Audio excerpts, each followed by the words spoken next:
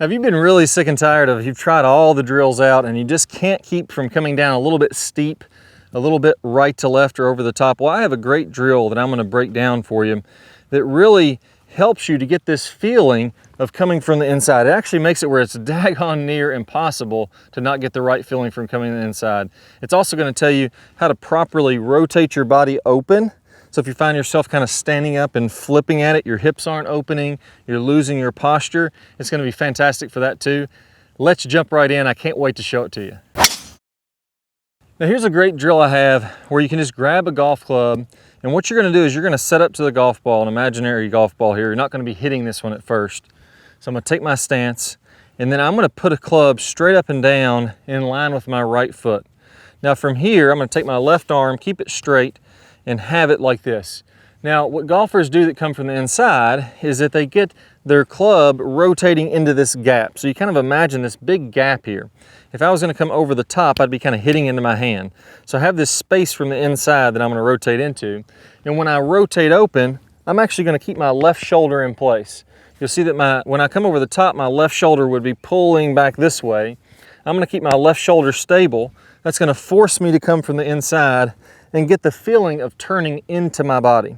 So when I do this properly, and there would be impact, you'll notice how my left shoulder or my left bicep kind of gets cinched into my left pec. So it's almost like I'm turning my body into this left arm. So I'm coming from the inside, it forces me. There's really no way to come over the top unless you let this shoulder move out of the way. So as long as I keep this shoulder still, I'm gonna rotate into my left arm. I'm gonna be coming down from the slot. Now there's another great thing that this drill helps with. So when I'm coming over the top, what's gonna happen is I'm gonna tend to slide in front of this. So if you imagine there's a vertical line coming up from the center of my ankle, or let's actually imagine a big wall here from the outside of my ankle. Well, if you're coming over the top, if you're getting steep, a lot of times what will be happening is you're sliding forward and your body's gonna bust through that wall. Well, when I put this club here, and I keep my arm still, I rotate into it, now all of a sudden it keeps my head behind the golf ball. And that is so important. When your head's behind the golf ball, you can get from the inside, you can have the club come in from the slot, and man, it makes it so much easier to do all these things that we're talking about, even to stay in your posture a little bit better. Now, when I slide forward, my spine angle, instead of being a little tilted back, my head behind the ball tends to get a little tilted forward like that. I chop down into it. In fact, I measured 50 major winners on the PGA Tour from past and present, and I found that the average angle of their spine at impact was about 20 degrees tilted away from the target when they're coming into contact. Now, most golfers that I see, their spine angle is almost vertical. So again, as long as I have my left arm still here and I rotate into it, it forces me to stay behind the golf ball. If I shift forward, now all of a sudden my left arm moves, and you'll notice that right away because this club will kick forward. If this club doesn't move, I can rotate into impact, and I'm gonna be in a great position to deliver the ball really square like the pros do. Now there is one mistake that I see with this. A lot of times when players do this drill, they simply go like this, and they just move their arm. You notice how my hips aren't moving, my chest isn't moving, nothing's really loading up or turning through.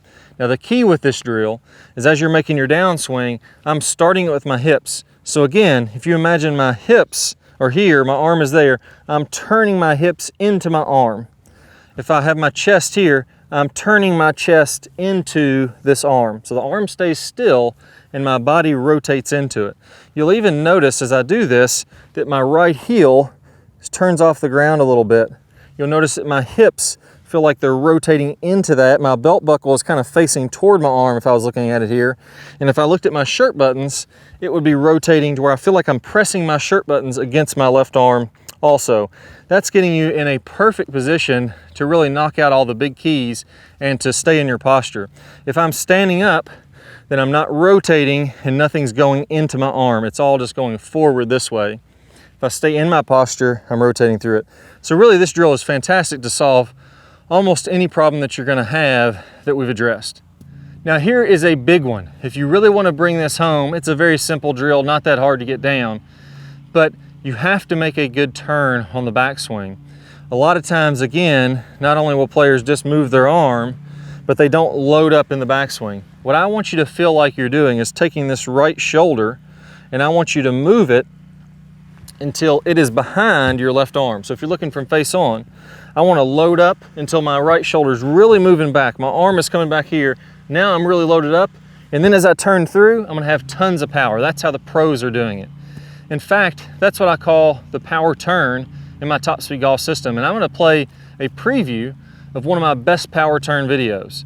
So when you follow this drill that you did here today, and then you learn to make a big turn on the back end.